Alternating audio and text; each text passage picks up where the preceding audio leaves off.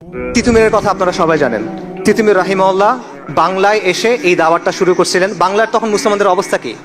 মুসলমানরা তখন ধুতি পরে, মুসলমানদের নাম হিন্দুদের মতো, মুসলমানদের নামের শুরুতে শ্রী যোগ করে, পূজার জন্য মুসলমানদের কর দিতে হয়, মসজিদ বানাতে হলে হিন্দুদেরকে কর দিতে হয়, এরকম একটা অবস্থা। এবং মুসলমানরা হিন্দুদের অনুকরণ করতেছে সবকিছুর মধ্যে।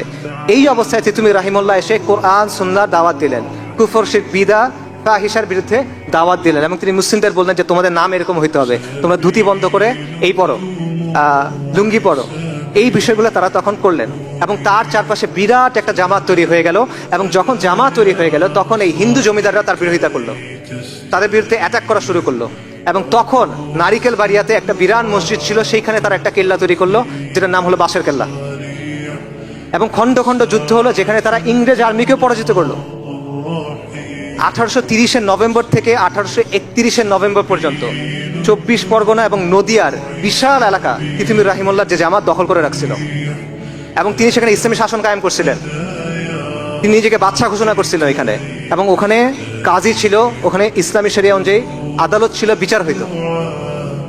পরবর্তীতে 1831 সালে 19 নভেম্বর বাঁশের কেল্লায় ইংরেজদের বিশাল বাহিনী আসলো।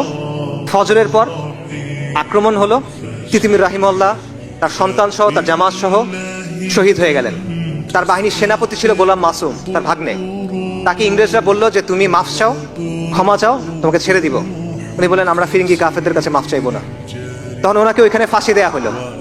এবং তখন ইংরেজ বাহিনীর এক মেজর বলতেছিল যে আমরা আজকে জিতছি, কিন্তু আজকে যারা প্রাণ দিছে সে তার নিজের ধর্মের জন্য যুদ্ধ করছে এবং সে তার দেশের জন্য যুদ্ধ করছে, এবং তারা মহাপুরুষ। ইংরেজরা এটা বলতেছে। এটা হলো আমাদের আজাদির আন্দোলনের ধারা, এটা হলো আপনার পূর্বপুরুষ। ভাই, আমি একটা বিষয়ে অনেক সময় চিন্তা করি, সেটা হলো নারিকেল বাড়িয়ায় বাঁশের কেল্লার যে শেষ লড়াইটা হয়েছিল, এটা হয়েছিল ফজরের পর, ফজরের নামাজের পর। কিন্তু রাতেই ফিরিঙ্গিরা বাঁশের কেল্লা ঘিরে ফেলছিল। আমি যেটা চিন্তা করি সেটা হলো এই লড়াইটার আগে তিতুমীর রাহিমাহুল্লাহ কি চিন্তা করতেছিলেন?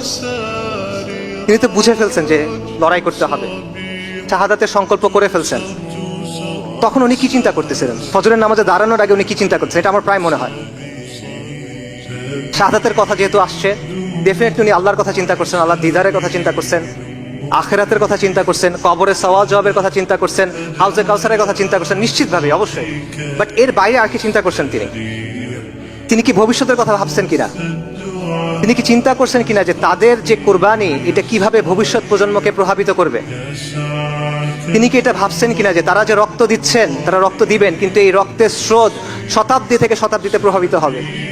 এই রক্তের স্রোত, এই রক্তের ঋণ প্রজন্ম থেকে প্রজন্মান্তরে থেকে যাবে, এটা উনি ভাবছিলেন কিনা? আমাদের শরীরে এই রক্ত, আপনি এই রক্তের উত্তরাধিকারী, এবং এই রক্তের ঋণ আমাদের শোধ করতে হবে। এটা হলো আপনার পরিচয় ভাই, আপনি এই সিলসিলার অংশ। আমরা এটা ভুলে কোথায় আছি এখন? চিন্তা করে দেখেন, ওনারা যদি দেখতো যে এত কুরবানির পর আজকে মুসলমানের ছেলেরা তারা কাফেরদের অনুকরণ করতেছে, তারা মুশরিকদের অনুকরণ করতেছে, তাদের কাছে আসলে কেমন লাগতো? চিন্তা করে দেখেন যে তারা যদি দেখতে, ওদের কথা বাদ দেন, যারা দিনের কথা বলে, যারা দিনকে বিজয়ী করার স্বপ্ন দেখে, তাদের আচার আচরণের মধ্যে নবী সাল্লাল্লাহু আলাইহি ওয়াসাল্লামের সুন্নাত নাই, তাদের আদব আখলাকের মধ্যে নবী সাল্লাল্লাহু আলাইহি ওয়াসাল্লামের সুন্নাত নাই, দিনের জন্য সিরিয়াসনেস নাই, খালি জজবা আছে, সাময়িক উত্তেজনা আছে, এটা যদি তারা দেখতেন তাদের কাছে কেমন লাগতো?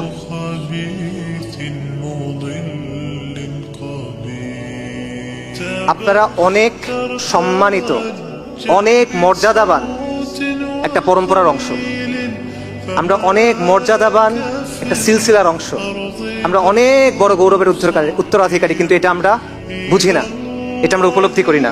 এই জিনিসটা ভাই আমরা উপলব্ধি করার জন্য চেষ্টা করি।